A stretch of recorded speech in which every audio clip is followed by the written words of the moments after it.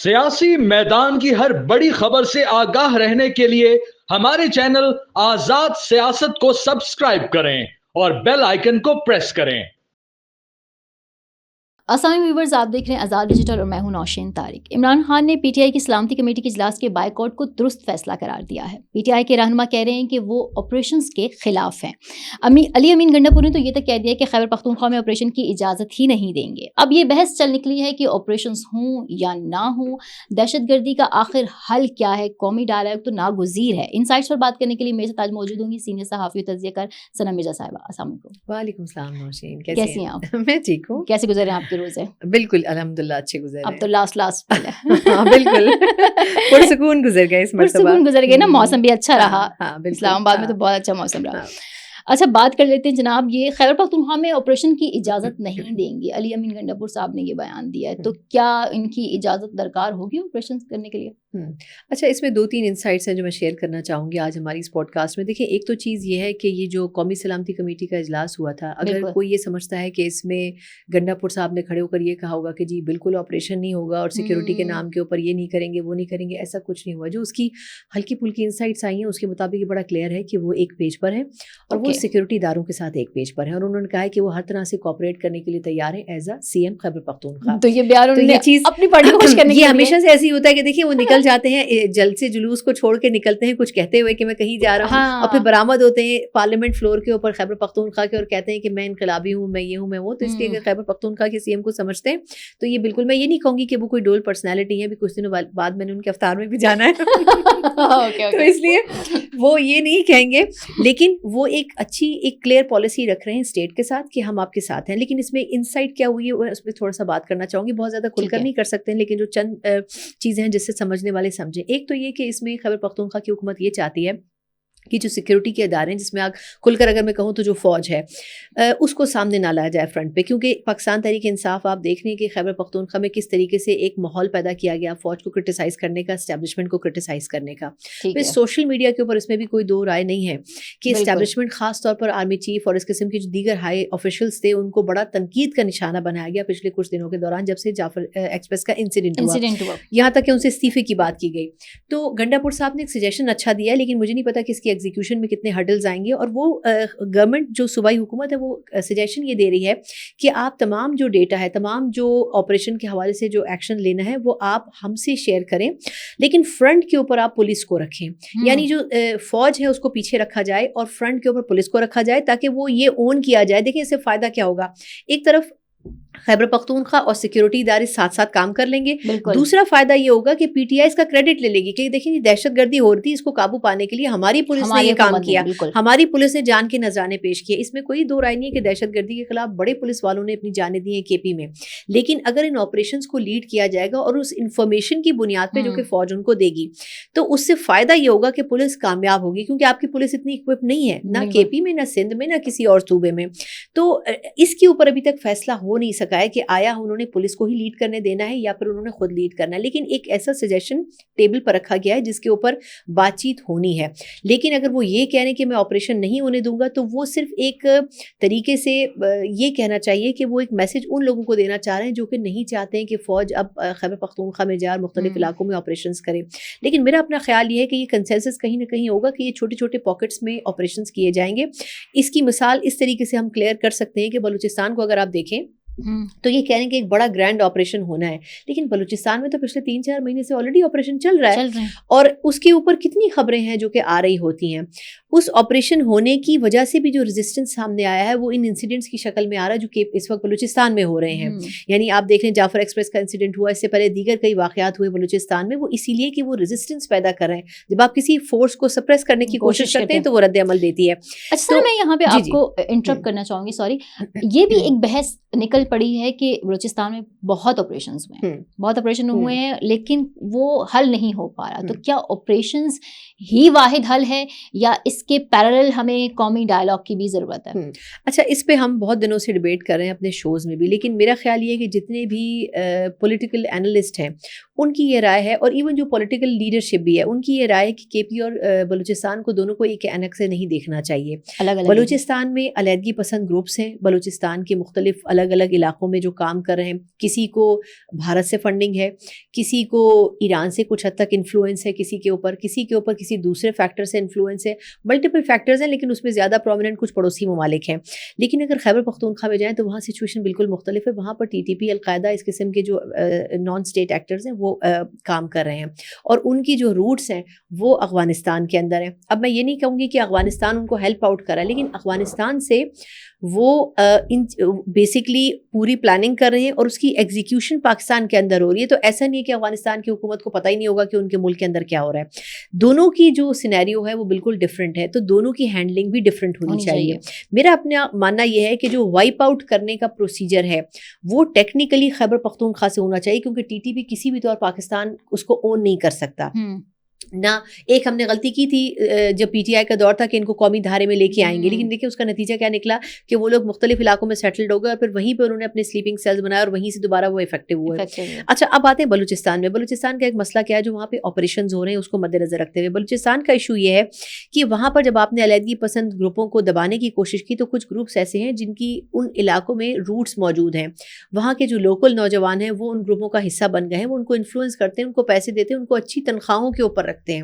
جب ان نوجوانوں کے پاس سہولیات موجود نہیں ہیں, ان کے پاس اپرچونیٹیز نہیں ہیں, ان کے پاس جابز نہیں ہیں, تو obviously وہ پھر ایک نوجوان جس کو 20,000 کی نوکری نہیں ملتی, اگر اس کو وہاں سے 50,000 کی نوکری آفر ہو رہی ہے اپنے گروپ میں شامل کرنے کے لیے, تو وہ پریفر کرے گا کہ وہ وہاں چلا جائے. بالکل. تو اس لیے پہلے آپ کو بلوچستان کو مد نظر رکھتے ہوئے پہلے وہاں کے نوجوانوں کو مصروف کرنا ہوگا, ان کو مختلف سہولیات, ان کو مراد, ان کو اپرچونیٹیز دینی ہوں گی. اس کے ساتھ پیرالل آپ کو ان تنظیموں کو ختم کرنا ہوگا. تو میرا خیال یہ ہے کہ بلوچستان اور خیبر پختونخوا دونوں کی ایسپیکٹس بالکل ڈفرینٹ ہیں. اب یہ جو گنڈا پور صاحب ہیں, ان کی رائے یہ ہے کہ آپ ٹی ٹی پی سے یا ان لوگوں سے بات کریں. وہ اس لیے یہ چاہتے ہیں بات کرنا کیونکہ وہ یہ کہتے ہیں کہ اگر آپ بات نہیں کریں گے تو اس کا ریئیکشن یہ آئے گا کہ ٹی ٹی پی دھماکے کرے گی خیبر پختونخوا میں اور دہشت گردی میں اضافہ ہوگا. تو اس لیے بہتر یہ ہے کہ آپ ان سے بات چیت کریں, یا پھر آپ ہمارے ہاتھ میں یہ پلان دیں اور ہماری جو سیکورٹی فورس ہے یا پولیس لائن ہے اس سے اس چیز کو بالکل. وہ یہ کہہ رہے ہیں کہ کئی گنا زیادہ دوبارہ سے ان کے صوبے میں آ چکے اور اس طرف تو 22,000 کے لگ بھگ. لیکن آپ ان سے پوچھیں نا 13 سال میں انہوں نے کیا کیا, یہ کیوں کئی گنا زیادہ واپس آئی دہشت گردی. صحیح بات تو ان کو سوچنا چاہیے کہ بنو انسیڈنٹ ہوا, پشاور میں کئی اٹیکس ہوئے, لیکن یہ کیوں ہوئے؟ اس لیے کیونکہ آپ کی ایگزیکیوشن. شہباز شریف صاحب کچھ باتوں کے اوپر درست اظہار خیال کرتے ہیں. وہ کہتے ہیں کہ پچھلے اتنے سالوں میں آپ کو دہشت گردی کے نام کے اوپر اتنے فنڈز فراہم کیے گئے, وہ فنڈز کہاں استعمال ہوئے؟ تو یہ چیز بھی تھوڑی سی اس کے اوپر بھی بات کرنے کی ضرورت ہے کہ آخر کہاں جا رہا ہے, کہاں جا رہا ہے. اچھا ثنا, یہ عمران خان صاحب نے جو ہے وہ پی ٹی آئی کی جو بائیکاٹ ہے سلامتی کونسل کا, اس کو انہوں نے درست فیصلہ قرار دیا. اس کو آپ کیسے دیکھتی ہیں؟ سلامتی کمیٹی کا جو اجلاس تھا کہ پی ٹی آئی نے جو بائیکاٹ کیا ہے وہ انہوں نے کہا ہے کہ یہ درست فیصلہ ہے. ہاں دیکھیے, پہلے تو میرا خیال یہ ہے کہ وہ بعد میں ان کو پتہ چلا ہوگا کیونکہ obviously ان کو تو معلوم ہے کہ اجلاس ہونا. لیکن میرا خیال یہ ہے کہ خان صاحب کو تھوڑا سا یہ سمجھنا چاہیے کہ بعض ٹائم اتنا محدود وقت ہوتا ہے کہ آپ کے پاس فیصلہ سازی کا اختیار محدود ہی ہوتا ہے. تو بجائے اس کے کہ آپ خان صاحب کے پاس جائیں, ان سے بات کریں, بیسکلی ان کو یہ لگ رہا تھا کہ شاید اس میٹنگ میں کوئی ڈیسیجن میکنگ ہوگی کہ ہم فلاں جگہ آپریشن شروع کرنا جا رہے ہیں یا فلاں جگہ ہم یہ سب کرنے جا رہے ہیں, تو اس کے لیے ہمیں پولیٹیکل پارٹیز کا ٹیک چاہیے ہوگا. اور وہی بات محمود اچکزئی صاحب نے اس دن پریس ٹاک میں کہی تھی. انہوں نے کہا تھا کہ آپ جو چیز پلان کر چکے ہیں آپ کو صرف ہماری یس اور نو چاہیے نا, مطلب آپ ہماری رضامندی چاہتے ہیں تو پھر اس میں ہم شامل ہو کے کیا کریں.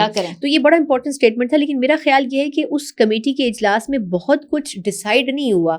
کسی حد تک ایک کنسنسس بلڈ اپ ہوا ہے کہ کس صوبے میں کیا کرنا ہے, لیکن ابھی اس میں کچھ چیزیں زیر غور ہیں. اس میں سی ایم کے پی کا بھی انٹیک آیا, سی ایم بلوچستان کا انٹیک بھی آیا, لیکن سیکورٹی ادارے بہت کچھ کرنے کے لیے پلان ضرور کر رہے ہیں, لیکن ابھی وہ فوراً سے شروع نہیں کیا جائے گا. انہوں نے اس کو کچھ سٹیجز میں ڈیوائڈ کیا ہوا ہے, سٹیج 1, سٹیج 2, سٹیج 3 کر کے, کہ یہ سٹیج وائز اور علاقوں وائز مختلف یہ وضاحت نہیں کی گئی. تو میرا خیال یہ کہ اس کی ایک بڑی وجہ یہ تھی کہ یہ نہیں چاہتے کہ دہشت گردوں کو الرٹ کیا جائے, اور دوسرا انہوں نے اس پورے پلان کو مختلف سٹیجز میں ڈیوائڈ کر دیا ہے, مختلف پاکٹس میں ڈیوائڈ کر دیا ہے.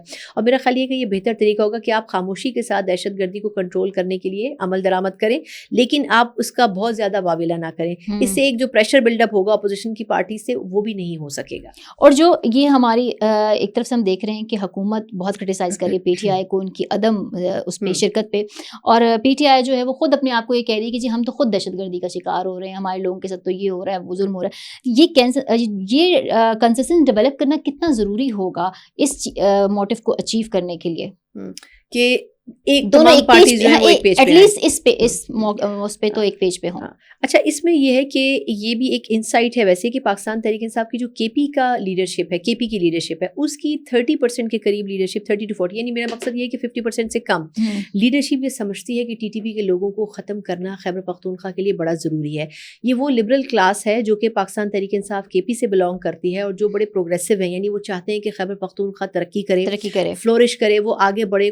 کچھ چیزوں کے اوپر کام بھی ہوتا ہے. جب پرویز خٹک صاحب کا دور تھا پاکستان تحریک انصاف کا, تو اس وقت بہت ساری چیزیں بڑی ایڈوانس ہوئی تھی. خیبر پختونخوا میں بڑا گروم ہوا تھا, بہت لائم لائٹ میں آیا تھا.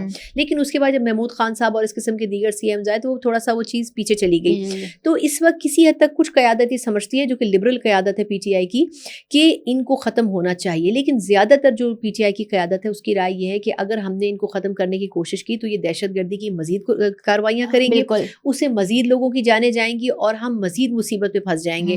تو اس لیے ان سے بات چیت کے ذریعے اس چیز کو ختم کیا جائے. لیکن میرا خیال نہیں ہے کہ ٹی ٹی پی سے آپ بات چیت کر کے ان کو ختم کر سکتے ہیں. اوکے, اچھا سنا لاسٹ اس میں آ جاتے ہیں. جے آئی ٹی جو پی ٹی آئی والوں کو بلا رہی ہے, علیمہ خان کو بھی بلایا گیا.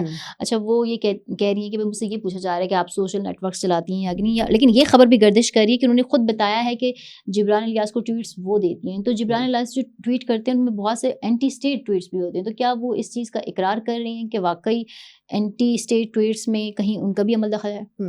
اچھا ایک تو یہ کہ وہ علیمہ صاحب نے تھوڑی سی ویگ گفتگو کی ہے, لیکن وہ پھنسی بھی اس چیز میں اس وجہ سے ہے کیونکہ ان کے کچھ اسکرین شاٹ شیئر ہوئے تھے کچھ عرصے پہلے, جس میں وہ اپنے سوشل میڈیا کے جو امپلائی تھے ان کو کچھ گائیڈ کر رہی تھی کہ یہ چیز ہونی چاہیے, یہ چیز نہیں ہونی چاہیے. اچھا لیکن دیکھیں یہ تو ایسا تو ہے.